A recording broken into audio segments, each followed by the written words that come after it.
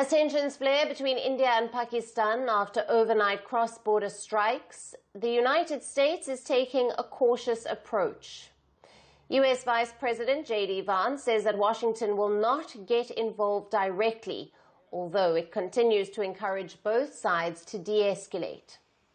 In an interview, Vance said that the ongoing conflict between New Delhi and Islamabad was none of America's business. What we can do is try to encourage these folks to de-escalate a little bit, but we are not going to get involved in the middle of war. That's fundamentally none of our business. Vance, whose family was on an official visit to India when the pahalgam attack occurred on the 22nd of April, acknowledged the gravity of the situation, but framed it as a regional dispute beyond Washington's control. He added that while Washington is watching the conflict with concern, it does not intend to dictate terms to either side. America can't tell the Indians to lay down their arms. We can't tell the Pakistanis to lay down their arms. And so we're going to continue to pursue this thing through diplomatic channels. His comments are in line with President Donald Trump's America First foreign policy of calling for a retreat from the U.S. role as a mediator in foreign conflicts. Trump and Vance have repeatedly said the U.S. will walk away from brokering a ceasefire in other wars, like Ukraine, if direct talks aren't possible. But on the 7th of May, President Trump offered support, saying that he hopes the India-Pakistan conflict ends quickly and that he's willing to help if asked. Listen in. They've gone tit for tat, so hopefully they can stop now. But I know both. We get along with both countries very well, good relationships with both, and I want to see it stop. And if I can do anything to help, I will be there. Meanwhile, U.S. Secretary of State Marco Rubio also spoke on Thursday with India's External Affairs Minister S. Jaishankar. After reaffirming Washington's commitment to work with India in the fight against terrorism, Rubio expressed support for direct dialogue between India and Pakistan. He further encouraged efforts to improve communications. Appreciating Washington's support, Minister S. Jaishankar said in a social media post that during his call with Rubio, he underlined India's targeted and measured response to the cross-border terrorism. He added that India will firmly counter any escalation. Since Operation Sindoor, India has launched a diplomatic blitz, contacting all 5 permanent members of the UN Security Council, along with the key partners like Saudi Arabia, the UAE, Japan, the European Union, and Italy. And it's not just governments. Several Indian origin politicians around the world are also speaking up. Former U.S. presidential candidate Nikki hit out at Pakistan, saying it can't play the victim and that no country gets a free pass for supporting terror. U.S. Congressman Khanna went a step further, calling Pakistan's army chief Asim Munir a dictator in an interview on the 7th of May and warning Islamabad against any retaliation. So with global support building and Pakistan under fire for harboring terror groups, India's message is loud and clear. Terror will be met with force, and India will not back down. And for more on this, we have with us Helet Barrel, the former director of Israeli National Security Council, joining us live from Tel Aviv. Welcome to the broadcast. Hi, how are you?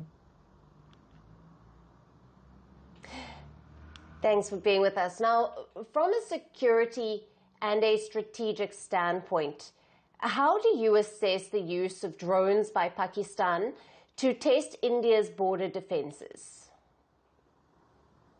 Well, we've seen the use of drones, but I think the most important thing that we saw is actually the Indian response, the ability to defend, which is in what professional circles we would call deterrence by denial. So whatever it is that Pakistan is trying to achieve, obviously was not, because if there are successful interceptions of an entire swarm of drones, then obviously India has demonstrated its ability to very successfully deal with that kind of threat.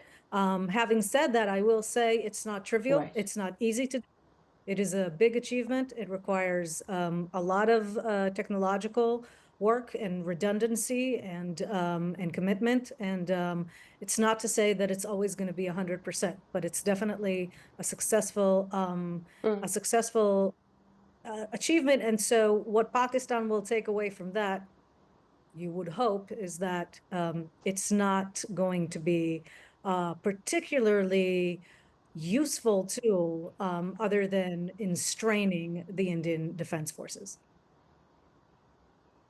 And given Israel's extensive experience in countering drone incursions, what technologies or border defense strategies would you recommend for a country like India facing persistent aerial threats across multiple border states? Right. So what we have seen as successful is really a layered approach at defending against various aerial attacks, not just drones, but also various types of ballistic missiles, rockets, and so on. So what I mean by that is, you have your air defense systems that are using surface-to-air missiles and intercepting and successfully, and that's great. But you also have an Air Force that can do it in different ways and tactics in addition. And so what I mean by that is redundancy. It's good to have obviously more than one system, more than one type of defense in place. Obviously, detection is key here, which I think worked very well. And all of those things really show the level of sophistication that is required in defending versus the lack of sophistication really that's required for launching a lot of these aerial attacks. So it's an ongoing effort. It requires a lot of stamina. It requires several systems operating at once. It can be expensive. It can be difficult to carry out, but it is imperative, especially when we're talking about firing across border between, two nuclear countries. So that's in particular important that these things are being dealt with and the denial of achievement is put in place. Right. And Hilliard, how do such low intensity, unmanned aerial threats influence the broader regional stability and military postures between countries with historically tense relations like India and Pakistan? Well, I think we call them low intensity, but they can become intense very quickly because the smallest miscalculation or the smallest mistake or something that is deemed as a success very quickly can turn into an escalatory act. Now, for example, Israel was just hit a few days ago by the Israeli airport was hit by a missile from Yemen, a ballistic missile from Yemen that wasn't intercepted. And as a result, Yemen suffered a strategic attack on its airport that's been taken completely out of commission. These are two countries that are very far apart with very different kind of capabilities or whatever. In India and Pakistan, you can never know when a tactical attack that is meant to be low intensity will go awry and will cause the kind of damage that will require a strategic level response or at least consideration of a strategic level. So we're walking on a very kind of narrow line. And when India is able to put forth effective missile and aerial defenses, it's definitely a key to keeping the flames in check, keeping, control over where the conflict goes. Because when these things go awry, they do not remain low intensity. And we're talking about two countries, India and Pakistan. Obviously, there's a border. This is more similar to Israel and Lebanon. where it was really not ever low intensity. So it's a very, very thin line we're walking here. Low intensity and strategic events. Right. Thank you very much for being with us on First Post. Very much appreciated. Thank you.